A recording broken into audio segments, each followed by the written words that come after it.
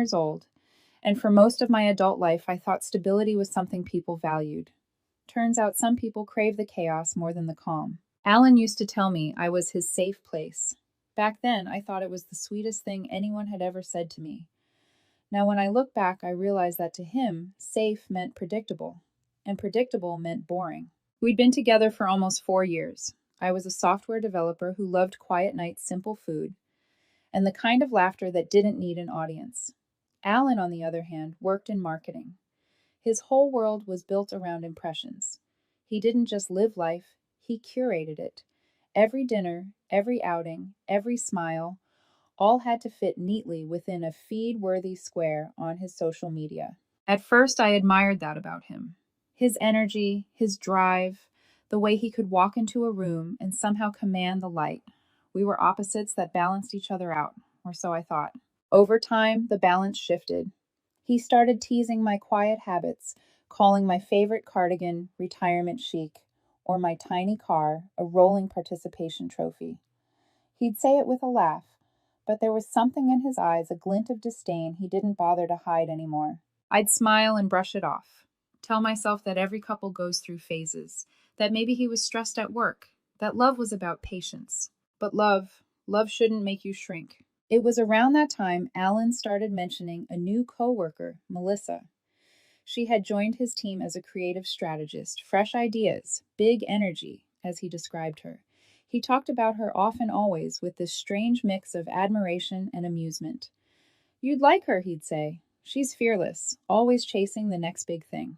The first time I saw Melissa was through Alan's phone. A group selfie from some after-work event, Alan grinning wide, Melissa leaning a little too close, her head tilted toward him. The caption read, "Team Synergy never looked this good." I stared at that photo for longer than I care to admit. Something inside me twisted quiet but sharp. It wasn't jealousy, it was recognition.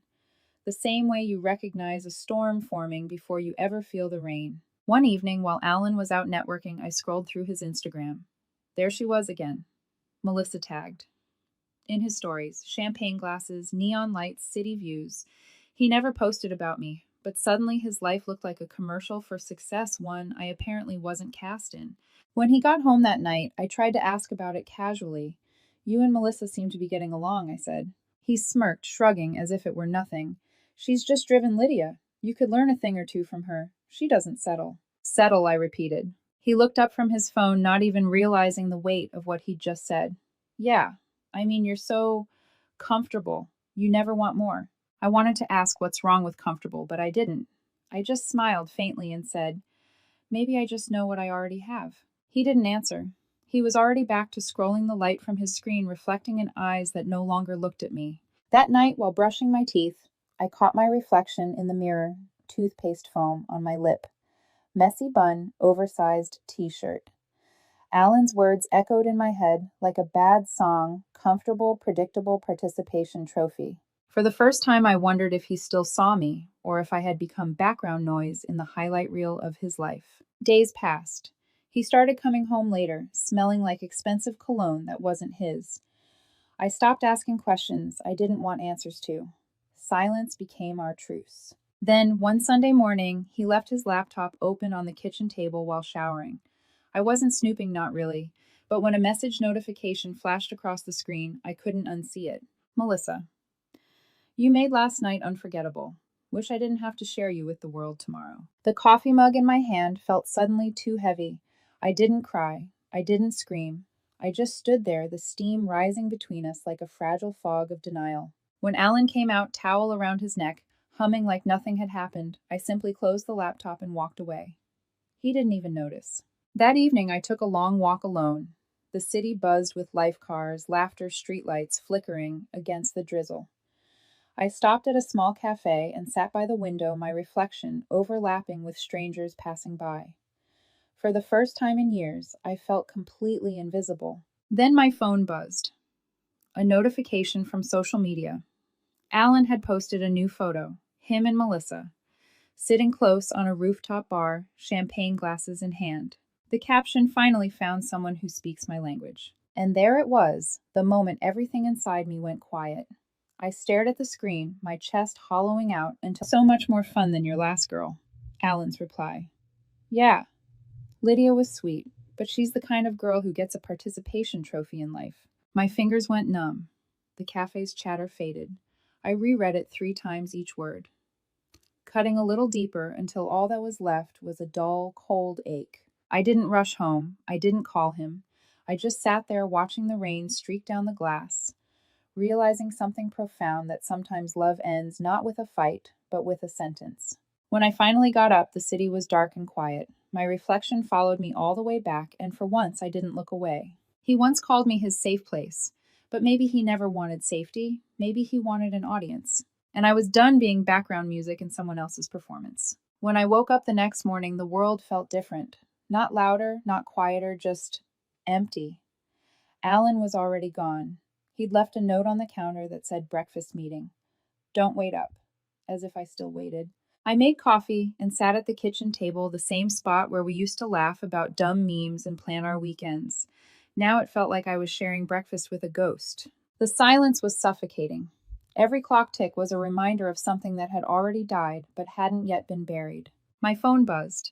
It was my friend Clara, the one who'd been there long before Alan. Clara, I don't know if you've seen this, but you deserve to know. Attached was a screenshot. Alan's latest post. The one from last night, him and Melissa, that champagne photo I hadn't scrolled down far enough before. Under his smug caption, finally found someone who speaks my language, were dozens of. Then one from a mutual friend that made my stomach twist. She's way more ambitious than Lydia ever was. You two are perfect together. And Alan's reply, the same words that had been haunting me. Lydia's sweet, but she's the kind of girl who gets a participation trophy in life. That line again. That same ugly, mocking phrase. I didn't cry. I didn't throw my phone or scream into a pillow like in the movies.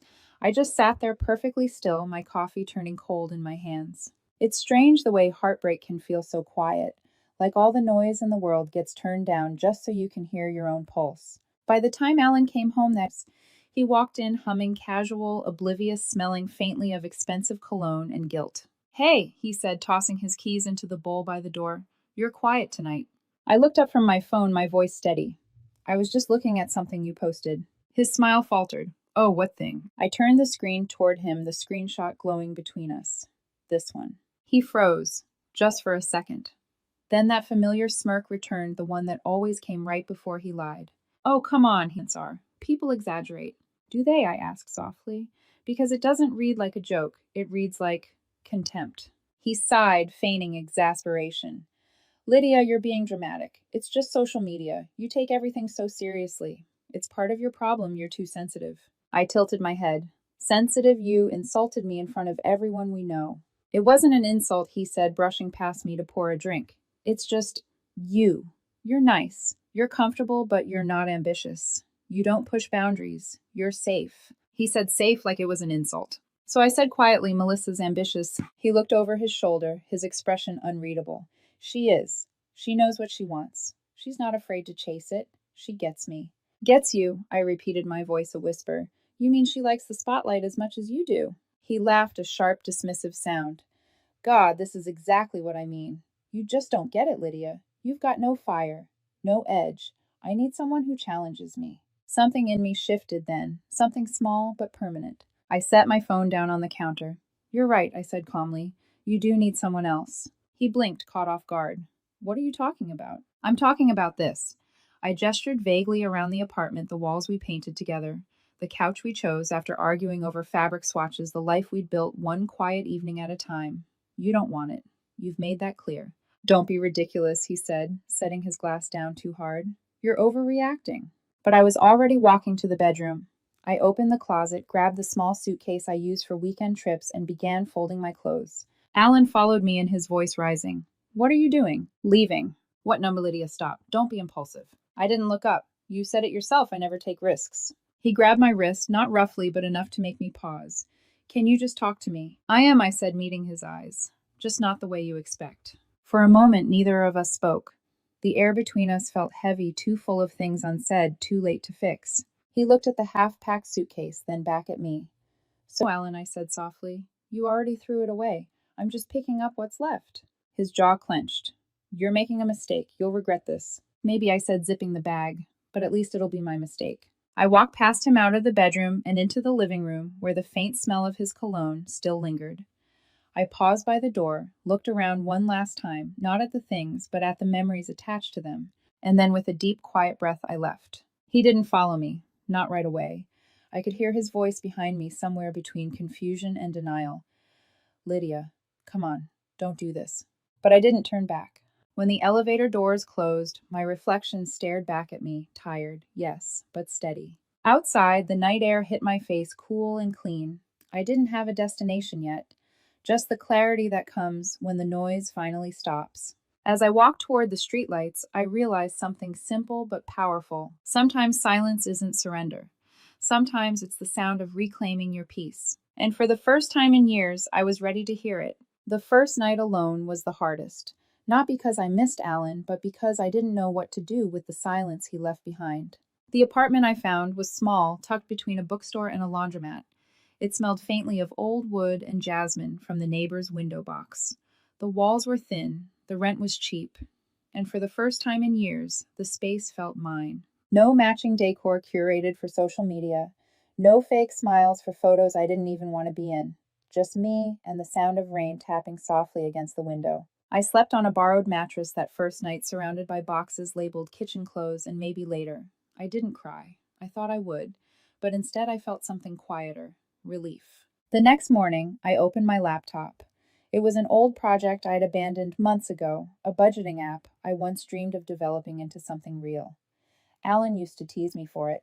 You really think people want a boring finance tool?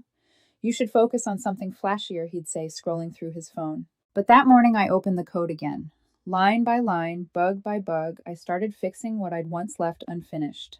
Days blurred into nights. I'd work until dawn, fueled by black coffee and the hum of the city below. The app wasn't glamorous, but it worked clean, functional, honest. It reminded me of who I used to be before I started apologizing for it. Sometimes I'd catch myself staring at the clock at 11 p.m., remembering that's when Alan used to come home. I'd imagine his keys jingling, the smell of cologne, his half smile when he'd say, "You're still working." And then I'd remember who that smile was for now, and the thought didn't sting anymore. Weeks passed. My friends invited me out, but I rarely went. Not because I was sad, but because I was healing. There's a difference.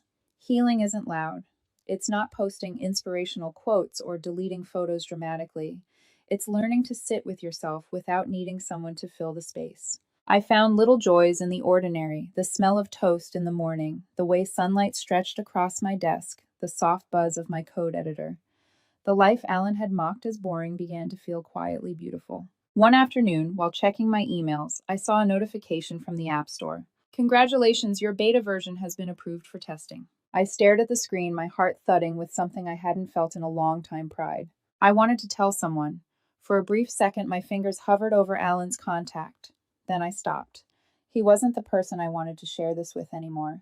Instead, I texted Clara. Hey, remember that app I was working on? It's finally live. Clara, Lydia, that's incredible. I'm proud of you. How are you feeling? Peaceful, I replied, and tired, but the good kind of tired. That night, I celebrated alone with takeout noodles and a cheap bottle of wine. It wasn't glamorous, but it was real. No filters, no captions, no audience. No. Still, curiosity is a stubborn thing. I hadn't blocked Alan on social media. A part of me wanted to see if he noticed I was gone, so I looked. His feed was a highlight reel of the life he'd always wanted: rooftop parties, designer clothes, Melissa on his arm. The captions were painfully familiar. Living my best life. When you know, you know.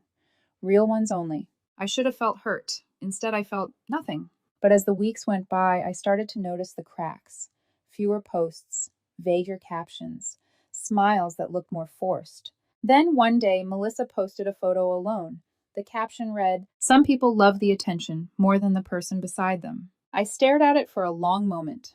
Then, without overthinking, I closed the app, deleted every trace of my old accounts, and went to sleep with a quiet smile. A few mornings later, my phone buzzed again, an unfamiliar number. Unknown.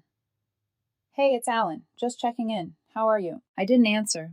I didn't even read the rest of the message. For the first time, ignoring him didn't feel like an act of revenge. It felt like freedom. Weeks melted into months. My app started gaining traction. A few small blogs wrote about it.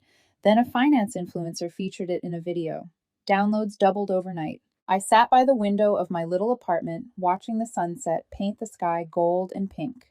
My laptop dinged with new user registrations, and I couldn't help but laugh softly. Alan once said I was too comfortable. Maybe comfort isn't the absence of ambition. Maybe it's the reward for surviving the storm. As I shut my laptop for the night, I whispered to myself, peace isn't boring. It's just something he'll never understand. And in that stillness, I realized the silence that once terrified me had become my greatest companion. It's funny how time softens the sharpest memories. By the time autumn rolled around, Alan had become just another name in my past one I didn't flinch to hear anymore. My life had found a rhythm. Mornings began with strong coffee and soft jazz. Days filled with client calls, code reviews, and quiet victories. My app, once a forgotten folder on my hard drive, was now being featured in online forums and tech newsletters. People were actually using it, sending messages of thanks for helping them save money or budget smarter. I didn't tell anyone, but every time I saw a new download count, I whispered, you see, Lydia? This is what patience builds. And then, like clockwork, the past tried to find me again. It started with Whisper's mutual friends reaching out with the kind of hesitant tone people use when delivering gossip they're not supposed to enjoy. Hey, did you hear about Alan and Melissa? I hadn't. I didn't want to, but they told me anyway. Melissa's fancy lifestyle, the cars, the penthouse parties, the expensive vacations had been funded by more than just her salary. Apparently, she'd been skimming from the marketing budget at their firm using company credit cards for client entertainment. When it all came to light, she threw Alan under the bus, claiming he'd been part of the scheme. The fallout was brutal. They were both fired. Alan's reputation, once built on charm and networking, crumbled overnight. The same people who toasted him at rooftop bars stopped answering his calls. For weeks, I heard fragments of his downfall through the grapevine, a rented car, repossessed unpaid debts, a landlord demanding back rent. He'd gone from hosting champagne parties to crashing on a friend's couch.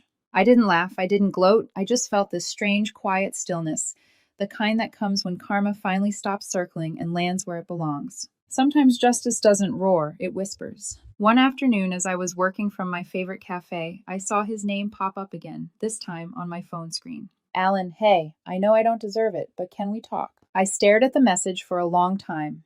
The blue glow of the screen reflected on my coffee cup, trembling slightly as my hand hovered over the reply button. Then I turned the phone face down and went back to work. That evening, I released an update for my app.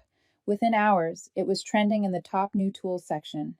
My inbox flooded with messages, small business owners, students, parents, all thanking me for creating something that actually helped them. Alan used to say I played it safe, but maybe safe wasn't a weakness. Maybe it was my strength. A few days later, Clara called. Lydia, you won't believe this, she said. I saw Alan today. Oh, I asked, my tone neutral. Yeah, he was at the diner on Fifth, waiting tables. I didn't say anything. I just let the words hang there. Clara hesitated, then added, he looked lost. The next morning, curiosity got the better of me. I stopped by the diner on my way to the office, and there he was. Alan, the man who once mocked my simplicity, wearing a faded uniform and carrying a tray, smiling politely at strangers who barely looked at him. He didn't see me, and I didn't approach him. I just watched for a moment, the way he forced a grin, the way his eyes flickered with exhaustion. It didn't feel satisfying. It felt final. When I left, I walked slowly, breathing in the crisp autumn air. Somewhere behind me, I heard someone calling his name, and for the first time, I didn't turn around. That night, as I sat by my window, the city lights blinking like tiny promises, I thought about all the years I'd spent trying to be enough for someone who only valued the performance of success. Alan had wanted a winner, Melissa had wanted attention, and somewhere in their collision, they both lost everything. Meanwhile, I, the participation trophy girl, had built something that no one could take from me. Not a facade, not a fantasy, but a foundation. My phone buzzed again. A new email, a small startup offering to collaborate with me on expanding the app's features. I smiled, not because it was validation from the world, but because it was mine. As I drafted my reply, I whispered to myself, maybe being underestimated was the best advantage I ever had. The world outside kept spinning noisy, bright, and fast, but inside my little apartment, everything was still warm and peaceful. And for once, I didn't feel behind. I felt free. It was a Saturday morning, soft sunlight spilling through the blinds, the kind of quiet day that felt like a clean slate. I was sitting by the window, laptop open, editing the next update for my app, when I heard the knock. 3 slow taps, hesitant, familiar. At first, I didn't move. My chest tightened in a way I hadn't felt in months. I told myself it could be a delivery, a neighbor, anyone but him. But when I opened his door, there he was. Alan. Only not the Alan I remembered. His once styled hair was unkempt. His shirt wrinkled, his face drawn and pale. The confident gleam in his eyes, the one he'd once used to charm entire rooms, was gone. In its place was something hollow. Lydia, he said softly, can we talk? His voice cracked on the word talk, as if it had been rehearsed and broken in the same breath. I stood there, the morning breeze brushing against my arm, his shadow stretching across the floor. What are you doing here, Alan? I asked, my tone steady but cold. He tried to smile, but it came out crooked. I know I'm the last person you want to see, but I didn't know where else to go. I hesitated for a moment, not out of pity, but because I remembered what it used to feel like to love this man. Then I stepped aside, wordlessly motioning for him to come in. He walked in slowly, looking around, as if seeing my apartment made something inside him ache. It was simple, but bright, soft curtains, books neatly stacked, a plant by the window. Everything he used to call boring now looked like peace. This place, he said quietly, it suits you. I know. He nodded, glancing down at his hands. You look different. I feel different. Silence settled between us, heavy, but not uncomfortable for me, just unfamiliar for him. He was used to filling space with noise, charm, performance. But now he had nothing left to perform with. Finally, he exhaled a shaky sound. Melissa's gone, he said. I didn't react. She left when everything fell apart, took what little money I had left and disappeared. The company's suing her. I lost my job, my apartment, my car, everything. He looked up at me, then his eyes pleading. I made a mistake, Lydia, a huge one. I tilted my head slightly. Which one? He blinked, caught off guard. What do you mean? There were a few, I said evenly. Leaving me, publicly humiliating me, calling me a participation trophy, or choosing someone who treated you the same way you treated me. Alan swallowed hard. All of it. I was stupid. I didn't see what I had until it was gone. You didn't lose me, I said softly. You threw me away. He winced, looking at the floor. I know, and I don't expect you to forgive me. I wanted to say I'm sorry. His voice cracked again, and for the first time I saw not arrogance, but regret. Real regret. Still, the wound he gave me had long scarred over. I used to dream about hearing you say that, I admitted quietly. But now that you have, it feels empty. He looked up sharply. Empty. Yes, because the person who needed that apology doesn't exist anymore. Alan stepped closer. Lydia, please.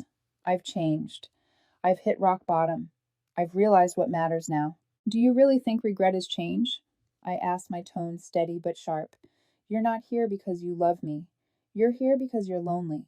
He opened his mouth, then closed it again, unable to argue.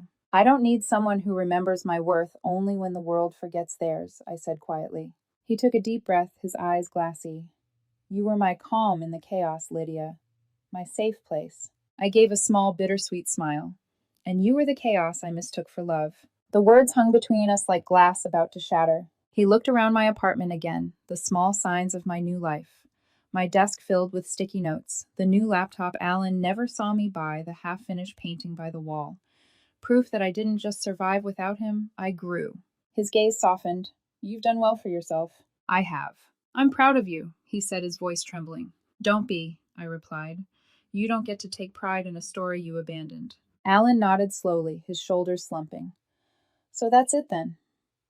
No second chances. I sighed, but there was no anger in it. Alan, there was a time I would have given anything for another chance. But that version of me, the one who begged to be seen, she's gone. He pressed his lips together, then whispered, I really did love you, maybe I said softly, but love without respect is just noise. For a long time, neither of us moved. The sunlight shifted across the room, falling between us like a line neither could cross. Then gently I stepped forward and opened the door. You should go, I said. He hesitated. Lydia.